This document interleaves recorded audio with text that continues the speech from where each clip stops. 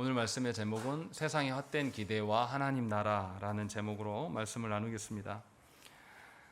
오늘 본문은 우리에게 비교적 잘 알려진 본문입니다. 그래서 대부분의 성도들이 돈과 구원의 문제로 이 본문을 봅니다. 그러나 본문에 나타난 주님의 말씀들, 주님의 발언들을 보면 조금 이것과 핀트가 맞지 않다라는 것을 알 수가 있어요.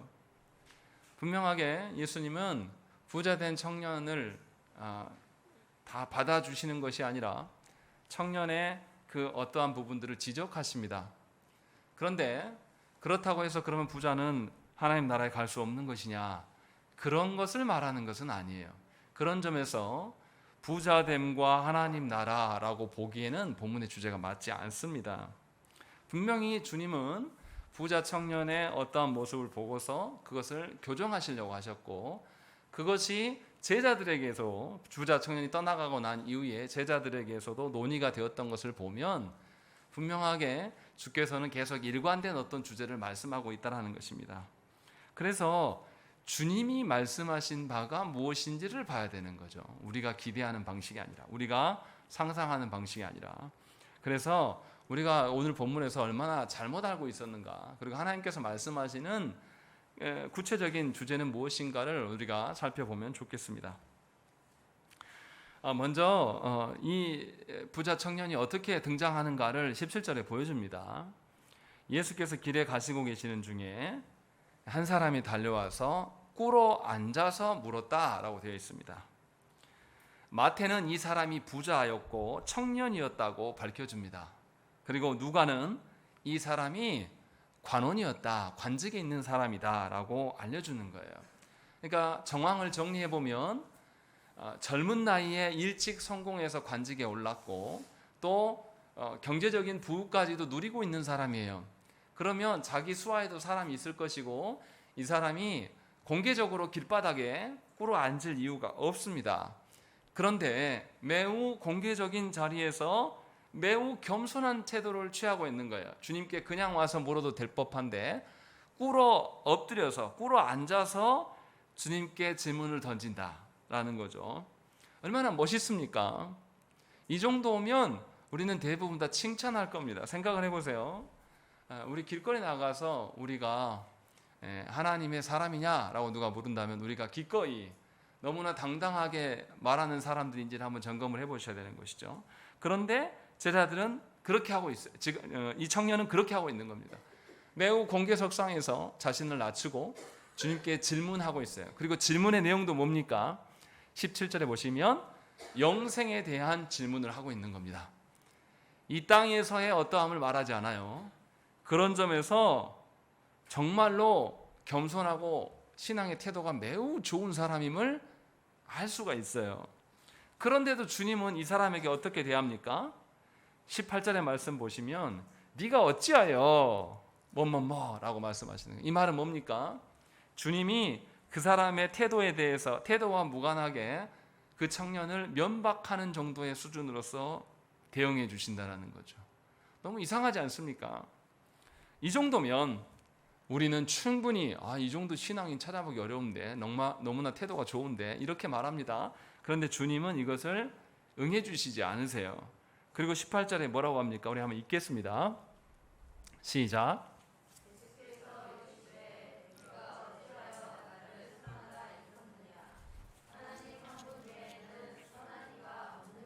예, 주님은 부자 청년의 태도에 대해서 기특하거나 네가 참 좋은 태도를 갖고 있구나, 그의 질문에 대해서 받아주면서 답변해 주시지 않아요.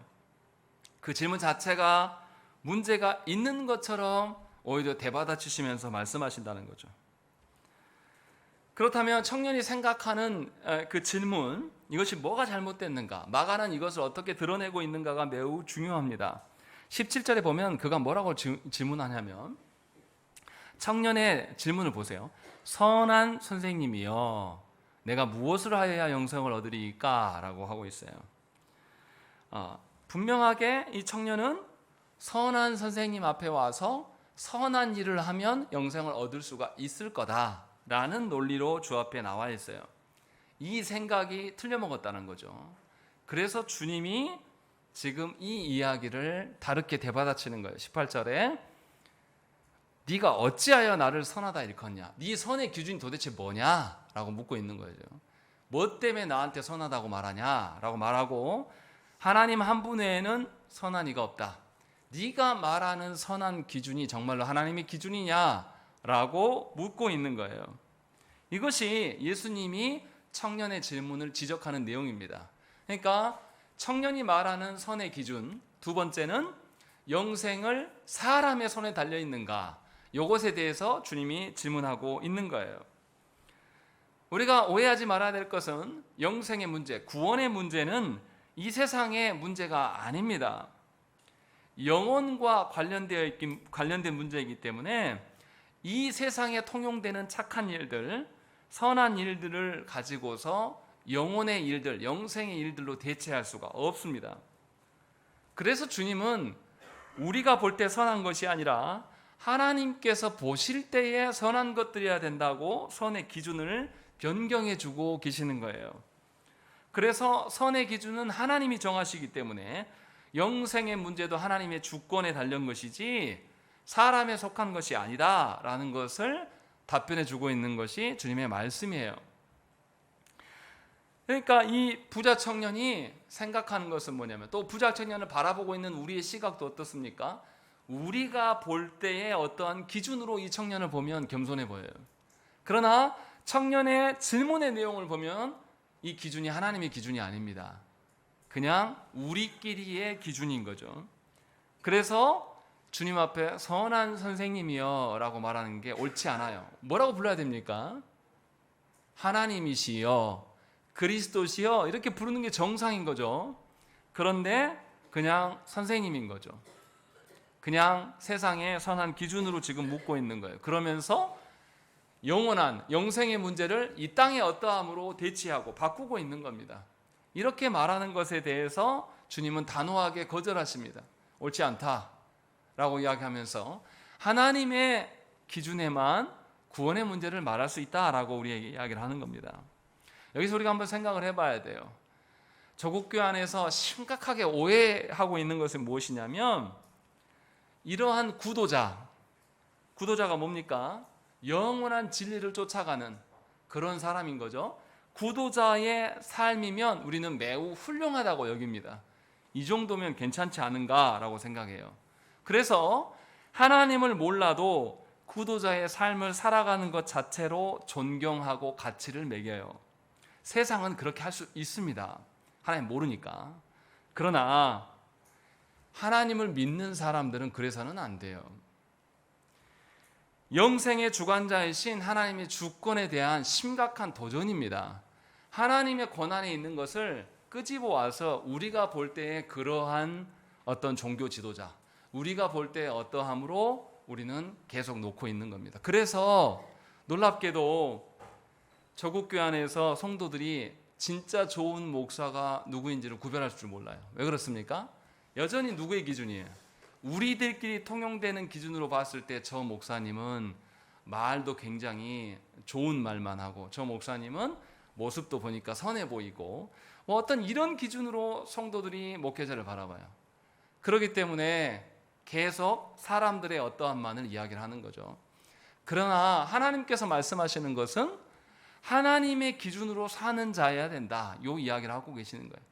하나님의 주권에 달린 문제를 사람에게 끌어내올 수가 없는 거죠. 그러니까 아무리 목회자가 발언이 언변이 좋고 삶이 좋고 도덕적으로 뭐 어쩌고 저쩌고 막 해도 하나님의 권한을 조금이라도 자기에게 끌어와서 내가 여러분들한테 말한 것을 들으십시오 이렇게 말한다면 그건 이미 목회자가 아니에요. 하나님 말씀하시는 사람이 아닌 거죠. 그런데 놀라운 것은 조국교회 안에서 이게 통한다라는 거예요. 그래서 정광훈 씨가 뭐라고 했습니까? 하나님 까불면 죽어, 이런 말을 하고 있고, 그렇게 말하는 정광훈이를 많은 목회자들이 옹호하고 있고 성도들이 따라가고 있다는 거죠. 이거는 이단이 넘어서서 하나님을 향한 도전이에요.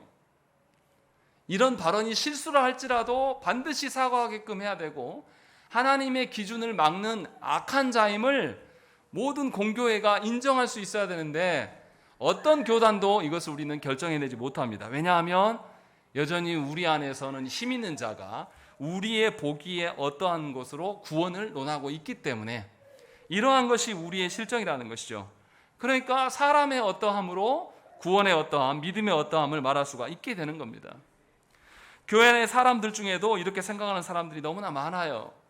구도자의 간절함을 믿음으로, 구도자의 간절함과 구도자의 열심을 믿음으로 오해하는 분들이 너무나 많다는 것입니다. 하지만 하나님의 선하신 기준으로 변경하지 않는 자는 하나님 말씀하시는 구원의 삶을 살아보지도 않은 자, 아직 시작도 안 한 사람이라는 거죠. 그런 점을 저와 여러분들이 분명하게 알아야 돼요. 사람이 아무리 구원을 찾고 구한다고 해서 구원은 사람에게 속한 것이 아닙니다. 그래서 놀랍게 예수께서 십자가에 달리셨을 때에 십자가 한편에 달린 강도가 구원받을 수 있었던 거예요. 우리가 볼 때는 상식적으로 맞지 않아요. 평생 범죄자로 살다가 얼마나 흉악한 인간이길래 십자가형을 당할까? 그런데 주님은 왜 그 사람을 살려줄까? 라고 우리는 반문할 수 있지만 구원은 하나님께 속한 문제인 것이지 우리가 어떠함으로 하는 게 아니에요. 그러니까 우리가 볼 때에 아무리 훌륭하고 인류애를 가지고 살았던 사람이라 할지라도 하나님을 알지 못한다라면 그 사람에게는 구원이 없습니다. 아까 소요리 문답 시간에도 말씀드렸는데 이순신 장군이 구원 받았을까요? 못 받았을까요? 못 받았습니다. 더 고민할 필요가 없어요.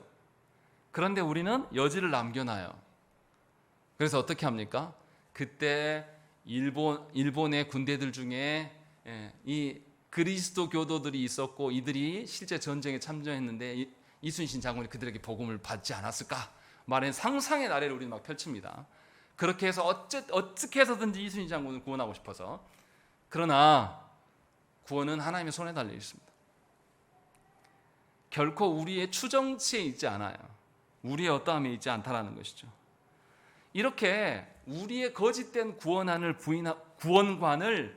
부인하지 또 버려버리지 않는 사람은 하나님의 구원에 대해서 동참할 수가 없는 겁니다. 분명하게 하나님께서 말씀하시는 구원을 인정하고 받아들이는 자가 구원받은 자의 삶의 태도라는 것입니다. 이 청년은 어떻게 했습니까? 이 부자 청년 와서 무릎 꿇고 주 앞에서 영생의 문제를 구하기는 구했어요. 그러나 마지막에 어떻게 했습니까? 22절 말씀 보시면 그 사람은 재물이 많은 거로 이 말씀으로 인하여 슬픈 기색을 띠고 근심하며 갔다라는 거죠. 자신이 알고 있는 영생관, 구원관을 포기했다는 소리입니까? 포기하지 않았다는 소리입니까? 여전히 포기하지 않았다는 거죠. 그리고 자기가 포기할 수 없기 때문에 주님을 떠나갔어요. 이런 신앙을 가지고 좋은 신앙이다라고 말해서는 안 된다는 것이죠. 이미 신앙생활이 아니에요. 그러니까 저와 여러분들이 분명하게 하나님 앞에서 이 부분에 대해서 여지를 남겨두시면 안 돼요. 그런데 너무나 안타깝게도 조국교 안에서 무슨 일이 있습니까? 우리 자녀가 어렸을 때에 신앙생활을 했고 또 내가 그 자녀를 위해서 열심히 기도를 해주기 때문에 또 내가 그 자녀를 위해서 지금도 헌금하고 있기 때문에 구원이 있을 것이다 라는 그런 착각과 오해들을 갖고 살아간다는 거죠. 그러나 이것은 믿음이 아니고 신앙이 아닙니다. 그냥 여러분들의 신념이에요. 여러분들의 이 신념은 여러분들의 구원을 오해하게 만드는 주범이 되는 것입니다. 분명히 아셔야 되는 거예요. 그래서 구도자의 한계가 무엇인지를 분명히 우리가 다 인정할 수 있어야 돼요. 그래서 그 다음에 마가는 19절부터 무슨 이야기합니까? 19절에 네가 계명을 안 하니 라고 이야기하면서 10계명의 5계명 이후의 말씀들을 계속 나열하고 있습니다. 왜 예수님은 이상하지 않습니까? 분명히 하나님만이 구원하실 수 있다라고 18절에 말씀하셨는데 왜 19절에서는 왜 사람과 관련된 계명만 말씀하실까? 이것이 좀 논리적으로 이해가 안 됩니다. 왜 예수님은 이렇게 말씀하실까요? 10계명의 구조를 우리가 생각을 해봐야 됩니다. 1계명부터 4계명에서 하나님과 우리의 관계성을 확인해요. 그리고 난 다음에 5계명부터 10계명에서 이웃에게 대하는 그 사랑의 근거가 누구로부터 와야 된다. 하나님으로부터 기인한 것이어야 된다는 것을 말하고 있다는 거죠.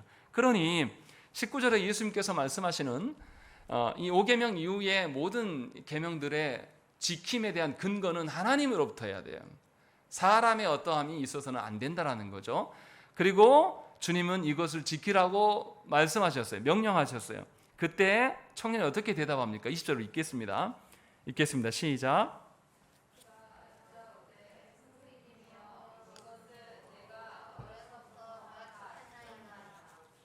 부자 청년의 관점은 뭡니까? 주께서 말씀하신 5계명 이후에 그 명령들은 이미 내가 어려서부터 지켜왔던 그 방식으로 지켜왔다라고 이야기하는 거예요. 이것은 주님이 말씀하시는 의도대로입니까? 아니면 자신의 종전의 생각대로입니까? 자신의 생각대로 지켰다라고 말하는 거예요. 그것을 근거로 인하여서 내가 하나님께 합당하다 말할 수 없다라는 거예요. 아무리 10계명을 본인이 지켰다 할지라도 하나님의 어떠하심을 근간으로 지켜나가야 되는 거예요. 그게 아니고 하나님과 상관없는 방식으로 사람들끼리 통용되는 방식으로서의 계명을 지키는 것은 아무런 의미가 없다라는 거죠. 그래서 주님이 21절 말씀에 뭐라고 하십니까? 예수께서 그를 보시고 사랑하사 이르시되 라고 말씀하시는 거예요. 주님이 그를 사랑하고 계셔요. 그의 문제를 지적하고 파헤치려고 하는 게 아니라 그가 구원 아닌 것을 구원으로 이야기하고 있기 때문에 구원의 길로 옮겨 오셔야 돼서 다시 말씀하시는 거예요. 그때 뭐라고 하십니까?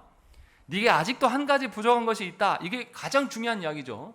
가서 네게 있는 것을 다 팔아 가난한 자들에게 주라. 그리하면 하늘에서 보화가 네게 있으리라. 그리고 와서 나를 따르라 라고 말씀하시는 거예요.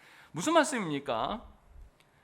분명하게 이 예수께서 말씀하시는 것은 세상의 어떠한 것보다 네가 하나님을 더 사랑하냐 이것을 묻고 계시는 거예요. 그래서 다른 어떠한 것이 아니라 진심으로 하나님의 어떠하심에 기인한 순종이 있어야 되는 것을 19절에 명령하셨고, 그런데도 엉뚱한 답변을 하는 그에게 주님은 아예 대놓고 네가 가장 소중히 여기는 그것을 하나님 앞에서 부인해라.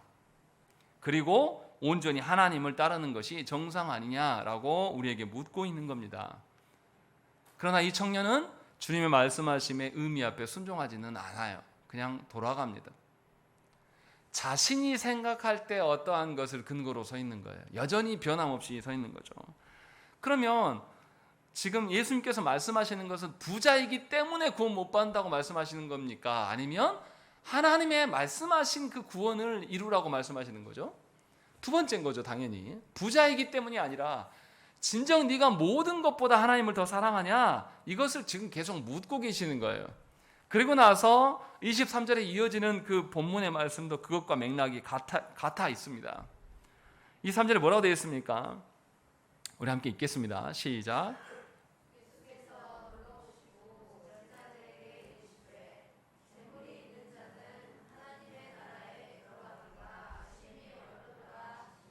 이 23절과 또 우리가 24절과 25절의 예수님의 말씀이 헷갈리는 말씀 중에 하나예요.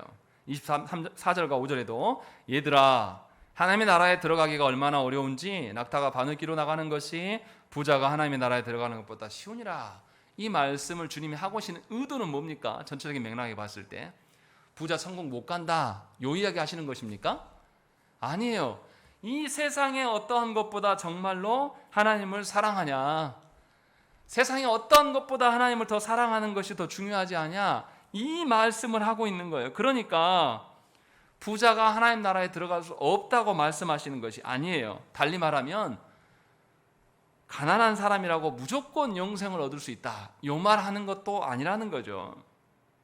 영생은 가난하든지 부유하든지 상관없이 세상에 어떤 것보다 하나님을 사랑하는 자, 그 사람이 영생을 누릴 수가 있다 요 말씀을 지금 계속해서 하고 계시는 거예요.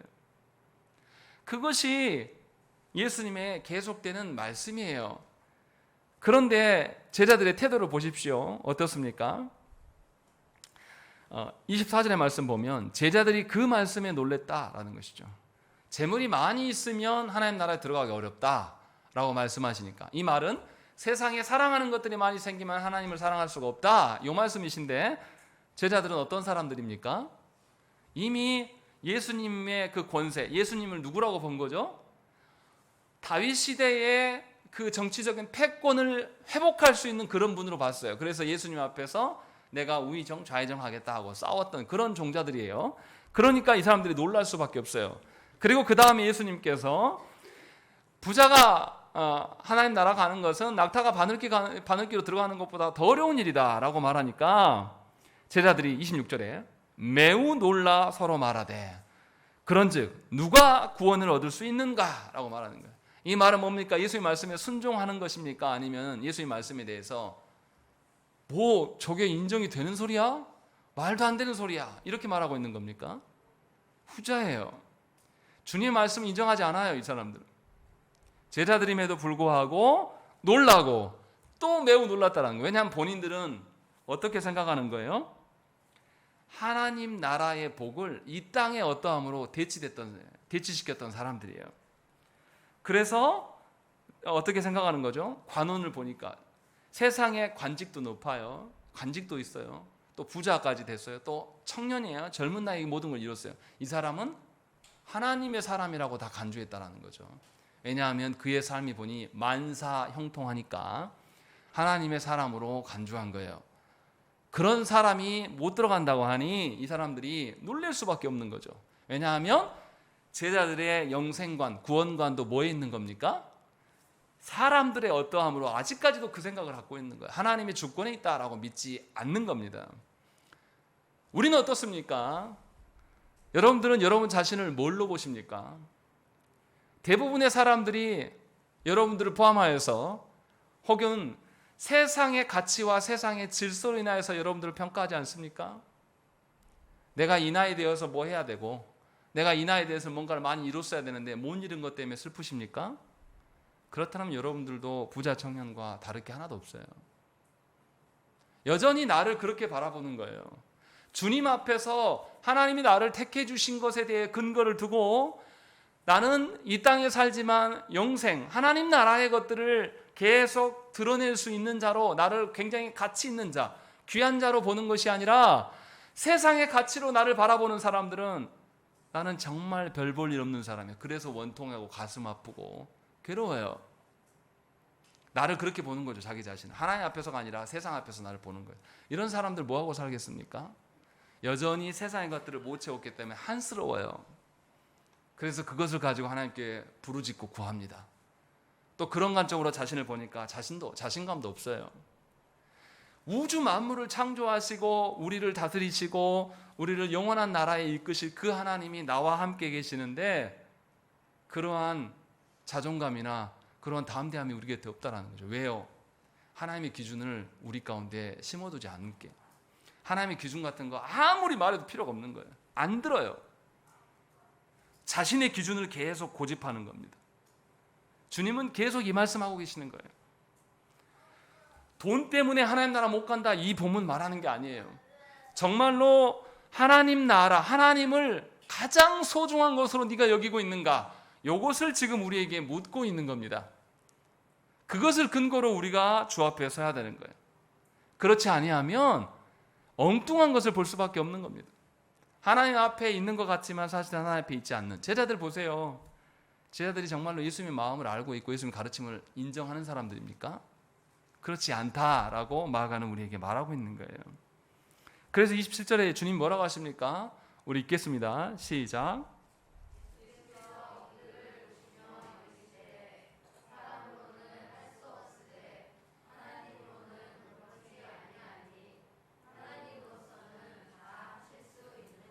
예, 예수님의 27절의 말씀과 18절의 말씀이 같습니까? 다릅니까? 18절의 말씀 다시 읽어볼까요? 읽겠습니다. 시작. 예수께서 이르시되 네가 어찌하여 나를 선하다 일컫느냐? 하나님 한 분 외에는 선한 이가 없느니라 라고 되어 있어요. 하나님 한 분만 선하시다. 27절에서는 사람으로는 할 수 없지만 하나님으로서는 그렇게 다 하실 수 있다라고 말씀하시는 거예요. 맥락이 같아요. 그러니까 본문에서 이야기하는 돈 이야기하는 게 아닙니다. 정말로 구원이 하나님의 손에 달려있는 것을 네가 믿느냐라고 우리에게 묻는 거예요. 정말로 당신은 여러분 자신을 하나님의 손 앞에, 하나님의 주권 앞에 놓인 자로 보느냐, 이것을 우리에게 묻고 있는 것이란 거예요. 하나님 앞에서 여러분들 사십니까? 아니면 여전히 세상살이에서 이루지 못한 것들에 인하여서 괴로워하십니까? 이것을 우리에게 묻고 있는 거예요. 당시에 제자들만 아니라 종교인들도 다 어떻게 생각했습니까? 당시에 유대인들이 생각하기에는 자녀가 많으면 또 가축이 많아진다든지 일이 잘 풀리면 하나님 복이라고 생각을 했습니다. 제자들도 똑같은 논리로 생각을 했어요. 그러니 이 부자 청년은 얼마나 하나님께 복받은 사람입니까? 그리고 하나님 복받은 것을 알고 있는 사람처럼 보여요. 그래서 주님 앞에 와서 무릎 꿇고 태도가 매우 겸손해요. 이 정도면 충분한 거 아니냐라고 제자들도 지금 말하고 있는 거예요. 그래서 놀란 거죠. 조국 교회에 직분자를 세울 때 어떻게 합니까? 조국 교회 안에서 직분자 세울 때 정말로 그 직분자가 하나님을 사랑하고 세상의 어떤 것보다 하나님을 사랑하는지를 점검합니까?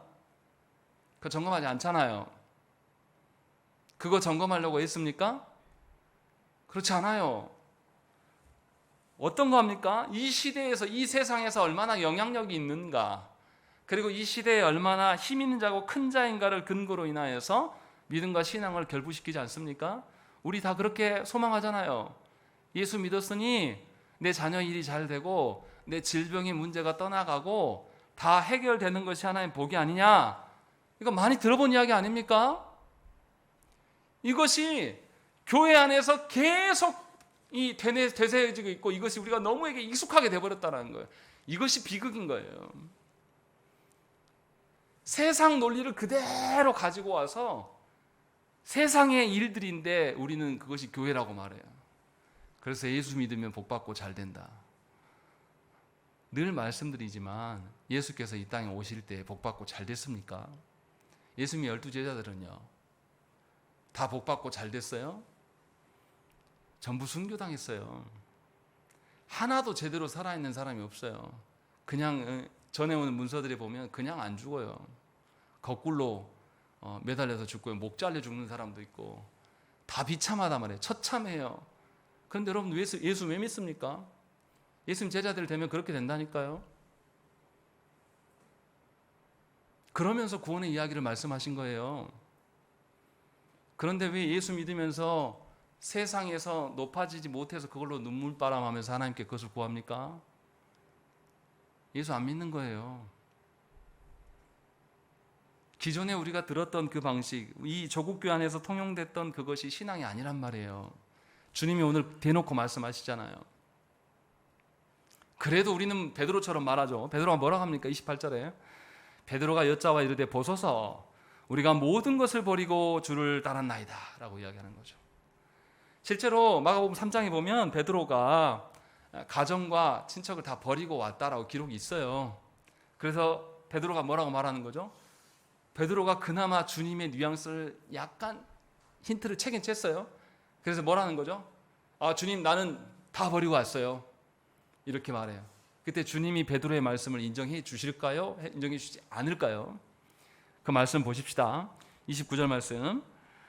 내가 진실로 너희에게 이르노니 나와 복음을 위하여 집이나 형제나 자매나 어머니나 아버지나 자식이나 전토를 벌인 자는 현세에 있어 집과 형제와 자매와 어머니와 자식과 전토를 100배나 받대라고 되어 있어요. 여기까지 보면 주님이 베드로의 말씀을 인정해 주는 것처럼 보여요. 근데 그 뒤에가 중요합니다.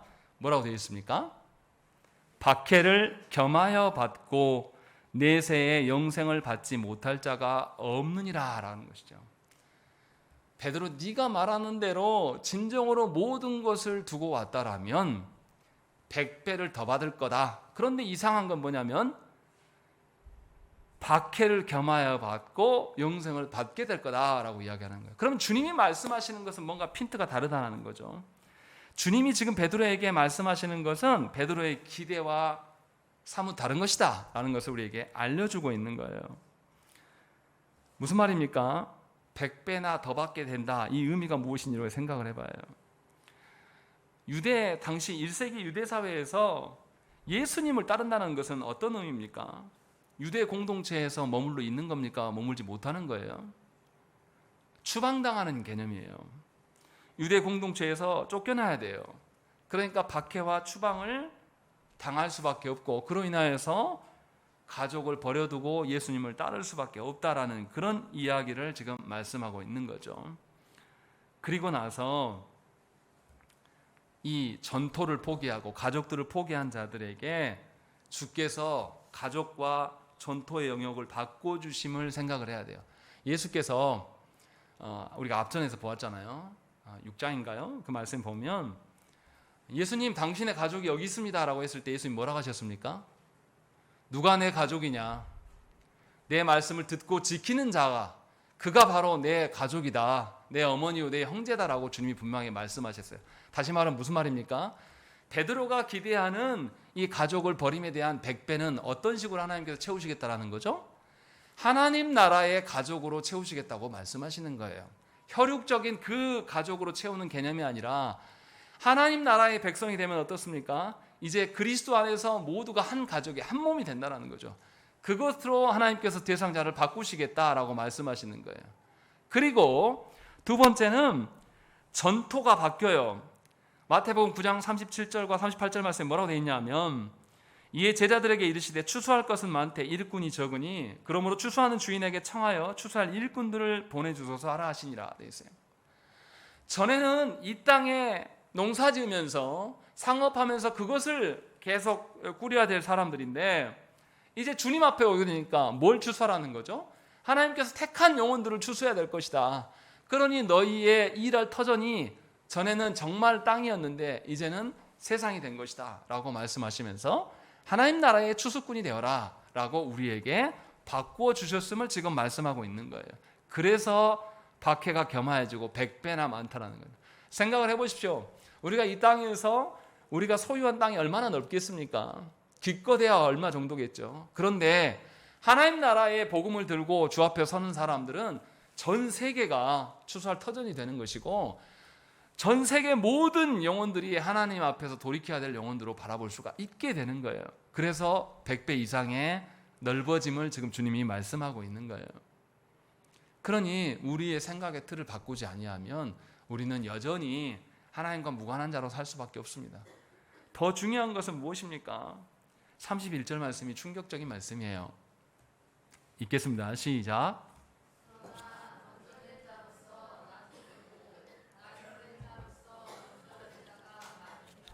무슨 말씀 하시는 것입니까?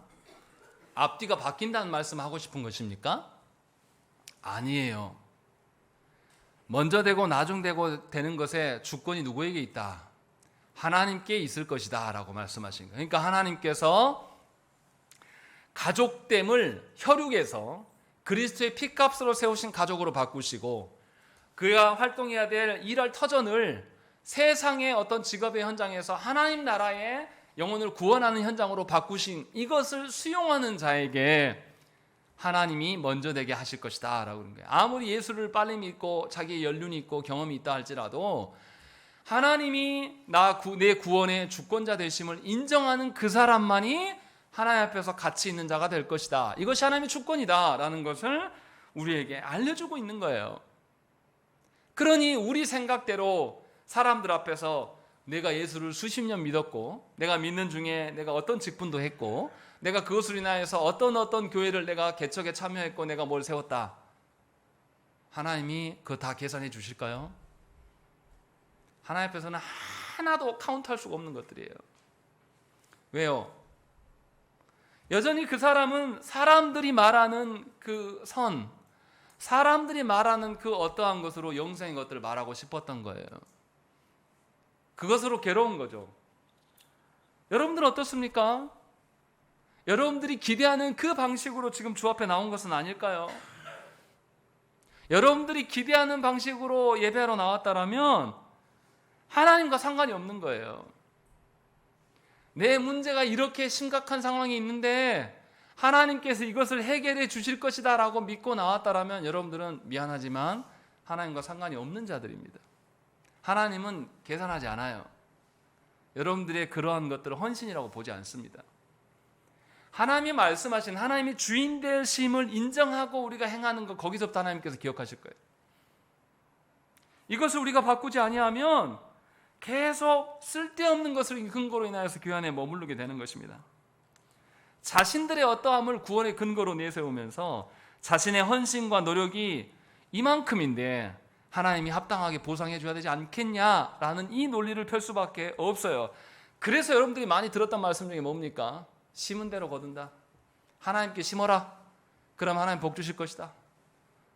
이게 맞는 말입니까? 하나님이 우리를 하나님 나라의 가족으로 삼아주시고 하나님 나라의 일꾼으로 우리를 삼아주신 것이 우리의 어떠함 때문에 보상받아야 될 문제입니까? 아니에요. 특권이에요, 특권.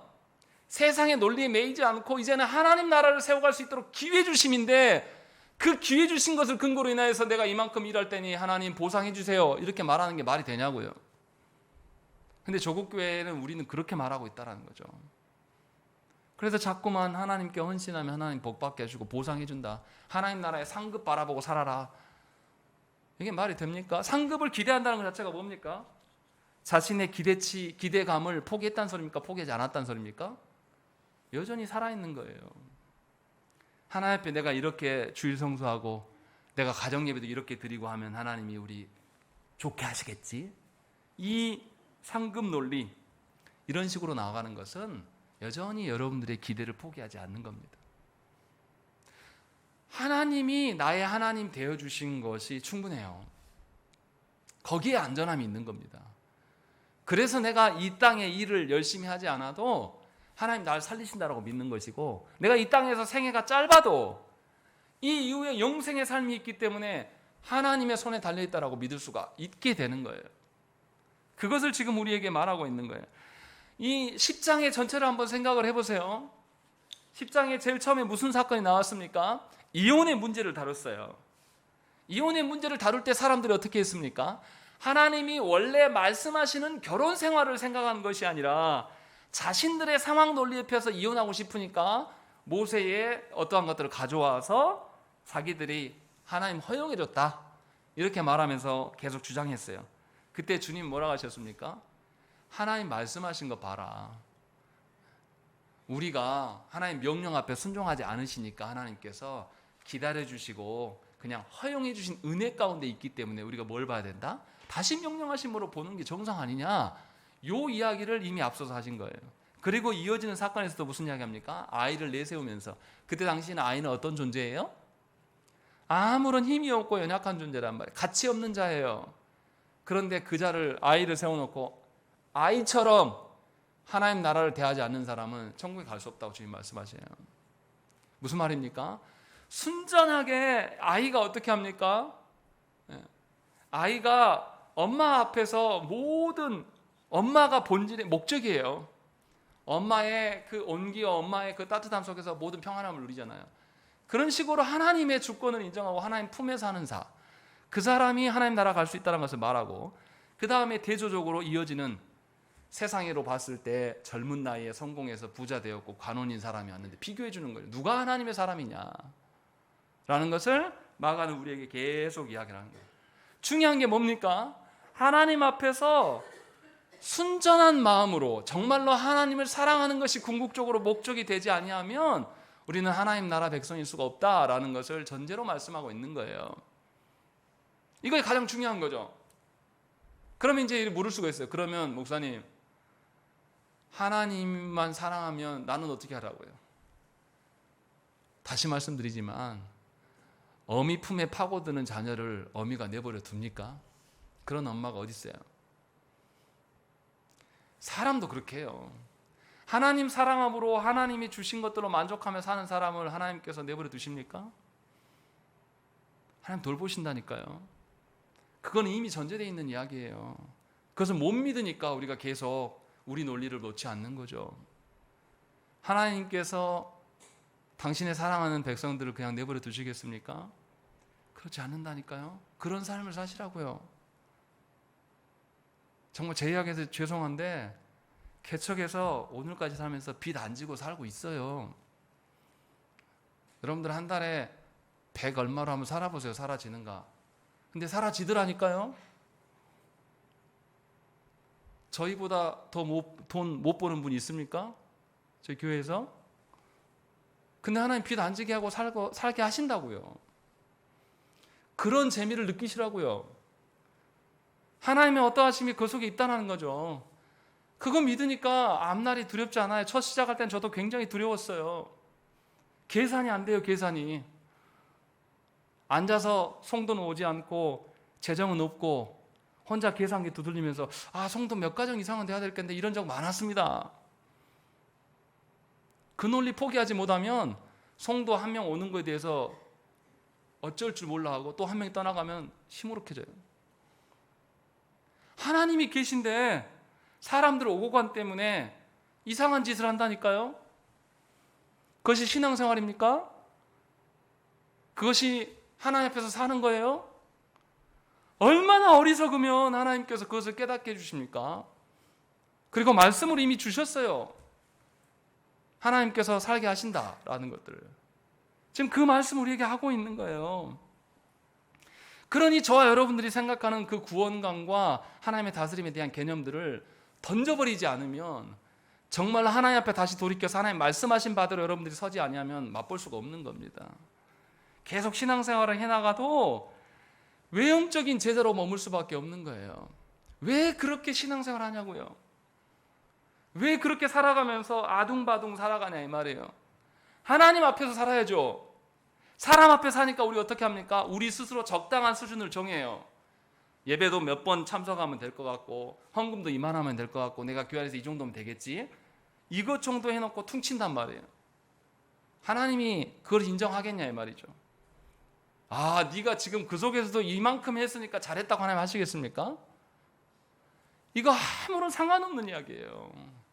하나님을 사랑하면서 하나님의 주권에 나를 맡기려고 애를 쓰고 살아가면 우리가 완벽한 순종을 못 이뤄도 하나님 아신다고요. 그렇게 우리를 부르셨어요. 그러면 우리가 하나님 앞에 설 때에 하나님의 그 어떠하심을 살피는 자가 되는 것이지 사람이 어떠함에 대해서 자유롭게 되지 않겠습니까? 그렇게 사시라는 거예요. 그것이 하나님이 원하시는 기뻐하시는 교회이고 가정이라는 것이죠. 그래서 분명하게 우리의 기대치를 하나님 앞에서 포기해야 돼요. 여전히 여러분들 생각하는 기대치가 있을 겁니다. 저도 있어요. 여러분들 가정의 자녀들 바라보면서 우리 자녀가 최소한 이 정도는 해줘야 될 텐데라는 기대치 왜 없겠습니까? 있는 줄 알아요. 목사님 저도 있어요. 우리 교회 성도들이 최소한 목사인 나에게 이 정도 말씀 반응해주고 해주면 좋겠다라는 기준 제가 왜 없겠어요. 그런데 우리끼리 사람에게 대하면서 이렇게 해줬으면 좋겠다 하고 살아가는 게 하나님 앞에서는 악한 거라니까요. 아무 쓸모없는 거예요. 성도들이 저한테 잘해준 것과 제가 하나님의 명하신 일을 하는 것과 무슨 상관입니까? 성도들이 순종하고 따라주지 않으면 목회 못합니까? 물론 어렵겠죠. 그래도 하나님이 명령하신 일에 대해서는 할 수 있어요. 성도들이 변화되지 않는다고 그거에 자괴감 드는 게 합당한 목회자의 태도입니까? 하나님이 약속하신 거 믿고 성도들이 반응이 없어도 그냥 내 할 일 하면 되는 거예요. 여러분들의 자녀가 변화되지 않는다고 해서 좌절할 게 아니라 여러분들의 환경이, 여러분들의 주변이 나를 써주지 않는다고 해서 괴로워할 게 아니라 하나님 앞에서 여러분들이 어떤 사람인지를 점검하시라고 지금 계속 마가는 우리에게 이야기를 하는 거예요. 그렇게 사는 자가 우리는 영생을 살아가는 자가 될 수 있다라고 지금 우리에게 말씀하고 있는 거예요. 그러니 우리가 포기하지 말아야 될 것은 무엇입니까? 하나님께서 우리에게 기회 주신 그 은총에 대해서는 우리가 민감하고 예민하면서 하나님 앞에 진지한 태도를 가져야 돼요. 하나님이 주시는 그 구원의 어떠함에 대해서. 그렇지만 동시에 우리가 할 수 없다.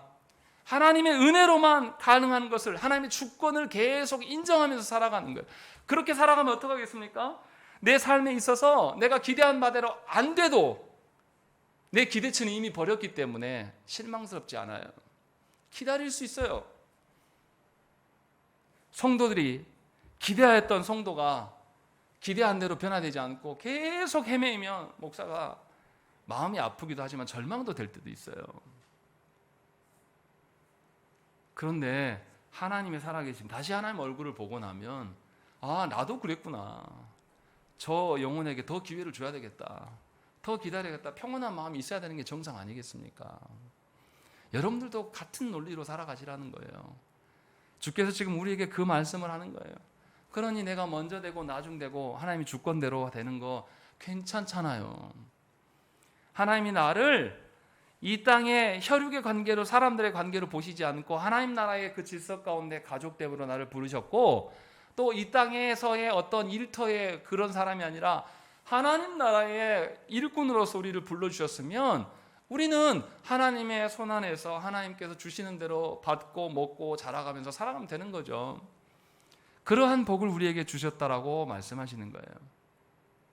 이러한 삶을 살아가는 자가 정말 하나님 나라를 사는 자가 되는 것입니다. 바라옵기는 세상의 헛된 기대로 주 앞에 서지 마십시오. 하나님께 구하셔야 됩니다. 하나님, 진실로 하나님의 말씀하시는 그 나라가 우리 가정과 교회 되기를 원합니다. 진실로 세상이 말하는 그 헛된 기대치에 요리조리 놀림당하는 자가 되지 않도록 하나님께 구하셔야 된다는 것이죠. 그래야 해서 저와 여러분 모두가 동일한 하나님 나라를 꿈꾸며 소망하면서 사십시다.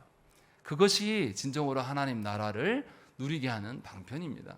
함께 기도하시겠습니다.